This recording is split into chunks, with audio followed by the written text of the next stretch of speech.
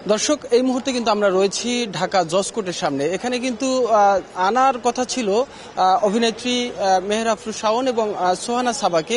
আপনারা জানেন যে গতকালকে কিন্তু তাদেরকে রাষ্ট্রের বিরুদ্ধে প্রচারণা চালানোর কারণে কিন্তু তাদেরকে ডিবি তাদেরকে গ্রেপ্তার করে এবং আটক করে কিন্তু তাদেরকে দীর্ঘ গতকালকে রাত থেকে সারাক্ষণ কিন্তু তাদেরকে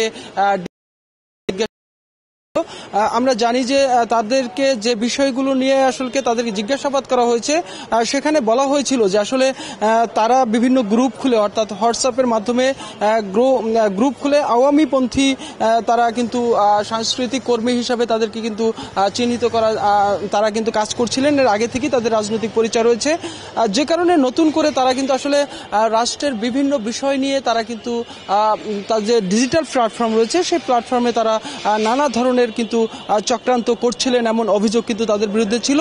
যে কারণেই আমরা দেখেছি গতকালকে রাতে তাদেরকে গ্রেপ্তার করা হয়েছে, আটক করা হয়েছে। আটক করার পরে কিন্তু তাদেরকে ডিবিতে এনে দীর্ঘ সময় তাদেরকে জিজ্ঞাসাবাদ করা হয়েছে। জিজ্ঞাসাবাদ করার পরে আমরা যেটি জানতে পেরেছিলাম আসলে যে তাদের বিরুদ্ধে হয়তো রাষ্ট্রদ্রোহিতার মামলা হতে পারে, সেই প্রেক্ষিতে কিন্তু এখানকার আমরা মামলা হওয়ার পরে তাদেরকে কোর্টে হাজির করা হতে পারে। এই বিষয়গুলো জানার পরে কিন্তু সেখানে কিন্তু গণমাধ্যম কর্মীরা আসেন এবং গণমাধ্যম কর্মীরা ভিড় করেছেন। তবে আমরা যেটি জেনেছি আসলে বিকেল নাগাদ, অর্থাৎ সন্ধ্যার কিছু আগে তাদেরকে আসলে জিজ্ঞাসাবাদ করার পরে ডিবি কার্যালয় থেকে তাদেরকে ছেড়ে দেওয়া হয়েছে।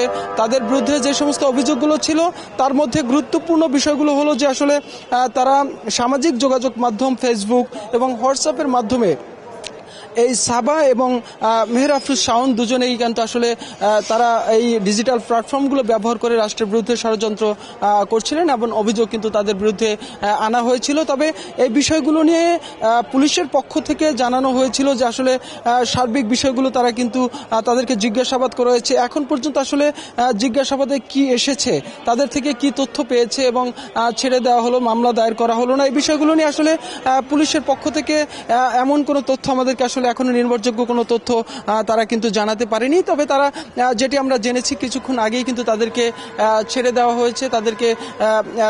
হয়েছে। তারপর আপনি জানেন যে মেহের আফরোজ শাওন তিনি কিন্তু আওয়ামী লীগের সক্রিয় একজন কর্মী ছিলেন এবং সে এখন পর্যন্ত জানেন গতকালকে যখন তাকে তাদের যে রাজনৈতিক পরিচয়গুলো নিয়ে যখন সাধারণ ছাত্র জনতা তার ময়মনসিংহের যে বাড়িটি রয়েছে সে বাড়িতে যখন আগুন দেওয়া হয়েছে তার কিছুক্ষণ পরে কিন্তু আমরা দেখেছি যে তাদেরকে আটক করা হয়।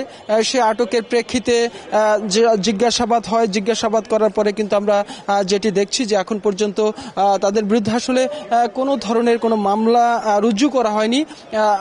মামলা রুজু ছাড়াই কিন্তু তাদেরকে জিজ্ঞাসাবাদ করে যে তথ্যগুলো হয়তো পেয়েছে, যেগুলো হয়তো মামলাযোগ্য নয়, অথবা হয়তো কোনো কারণে পুলিশ মনে করছেন যে আসলে এই মুহূর্তে তাদেরকে ছেড়ে দেওয়া দরকার, সে কারণে আসলে আমরা যেটি জানি যে আসলে তাদের বিরুদ্ধে কোনো ধরনের মামলা রুজু না করে তাদেরকে জিজ্ঞাসাবাদ করার পরই ডিবি কার্যালয় থেকে তাদেরকে ছেড়ে দেওয়া হয়েছে। তো আসলে এই ছিল মেহের আফরোজ শাওন এবং সাবার সর্বশেষ তথ্য আমার কাছে।